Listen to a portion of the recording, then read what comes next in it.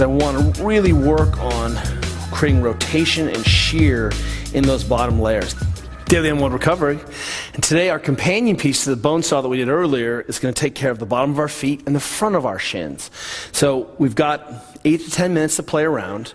What I'm going to do for starters is just lean up against a wall. Grab something I can hang out on, which means I can worry less about balancing and more about taking care and mobilizing and restoring and scratching the crap out of the bottom of my feet. So what I want to do on the roller that I have is I want to really work on creating rotation and shear in those bottom layers. This should feel amazing, right? Your feet correspond with a lot of real estate in the homunculus of your brain, believe it or not. Your tongue, your hands, your mouth, and your feet. And most of us, including Dave right there, wearing foot coffins all the time. It really shuts down the proprioception. And if we're starting to insulate the feet from ground reaction force, what's going on, the body ends up looking for input other places. So an easy way to improve your squat game, believe it or not, and deadlift game is actually to work on your feet a little bit. And in this roller position, notice that I can flex my toes to end range here. And then just work by pulling on the fascia at end range. I can do things that I wouldn't be able to do or wouldn't have access to unless I was in this position. And what's nice about that is that I can put my feet into some shapes and some corners that I might not find otherwise on the roller. Now, I happen to love the Gator for this reason, a little smaller knob. Whatever roller you have, though, it's going to work to try to restore and create as much motion in the feet as you can. So we're going to hit this for just about 1 more minute, and I want you to really twist and work on your feet until it starts to feel average. Right now I'm feeling great. It feels so good. Right even in the heel here. What we're not thinking about is how the connective tissue of the back of the calf comes around, we were talking about with Sean the other day, inserts into the heel and literally is contiguous with the plantar fascia. And by mobilizing the fat pad here, not only are we going to restore and get some blood back in there, but you're actually going to improve things like hamstring function. Why? Because it's all connected, son. Twist that, work those feet, and it's amazing how sort of shut down our feet are. And even if we took a 30,000 foot view, I don't think we all need to walk on pebbles 24/7, mind you, right? Shoes are kind of cool. But what I will tell you is that our surfaces that we're exposed to a lot are all flat. And you'll see people who are like, I have really sensitive feet. I'm like, that's sort of a problem. You know, you should be able to walk on, and I'm not saying like gravel or Legos. Maybe you should be able to walk on Legos, Dave. The Lego trust walk. But what I'm saying is, we want to be able to pick up some of the nuances of the texture, and that's an easy way to do it. And you don't have to do that a ton, but now let's work on the front of the shin.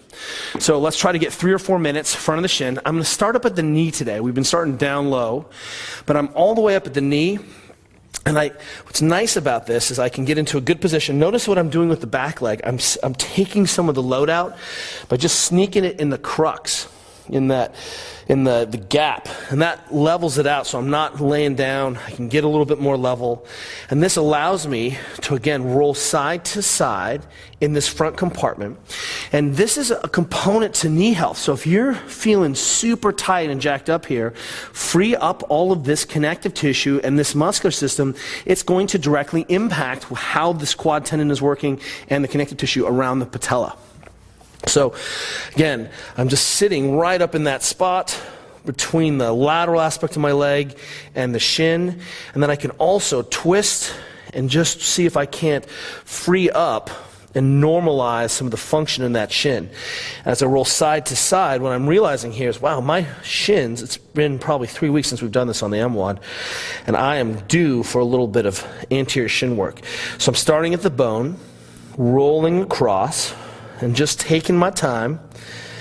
And then if I feel something good, I'm going to see if I can't scrub back and forth. So just scrub that tissue a little bit, get it to slide, get it to free up.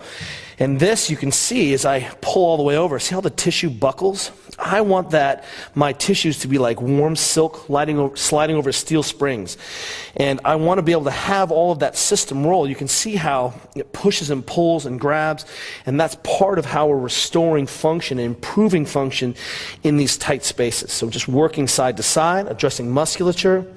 And then I'm going to get this big scrub, and you can even rotate back and forth on the roller a little bit. So play with that concept of side-to-side motion plus some scrubbing back to the limits. That's as far as I go as I run out of fascia there. This way, run out of fascia, and then I just keep working my way down. All I can tell you is that this feels marvelous, darling. You look marvelous.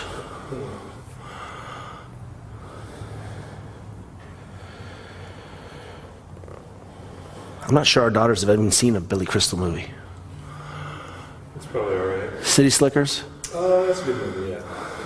But I don't think they've even seen it. Hey, should you inform people who the bowmaker is? Benoit who? Benoit Roland? Oh, Benoit Roland. He's a French, got a MacArthur Genius Foundation grant.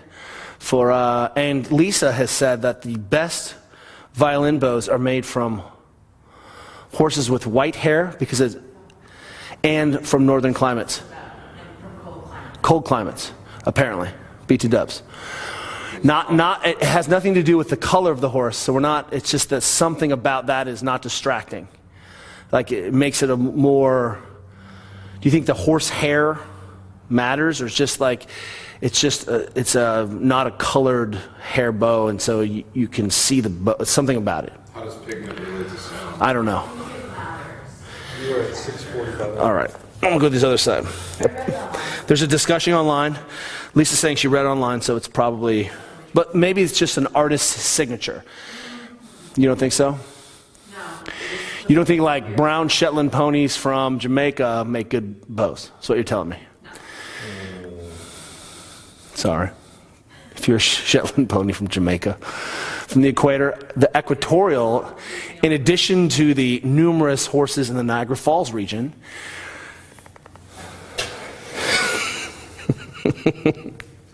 you're welcome, Dave.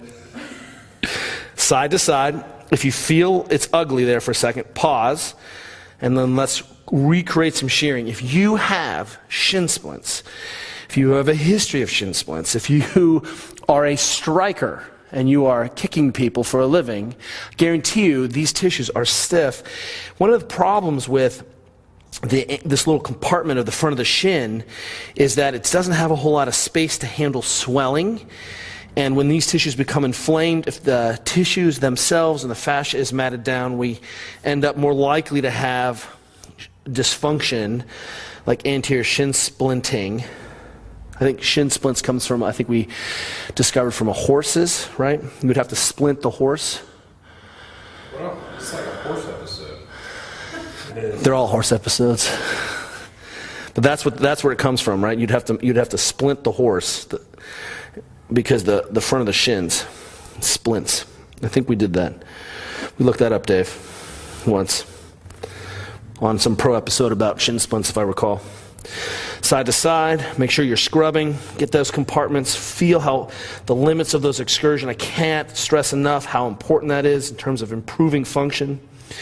And it's really hard for your therapist to do this. It's really hard for your massage therapist to do this.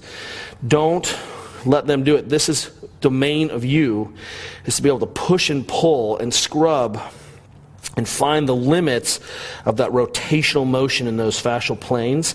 Guarantee you it will improve function in that system and even desensitize.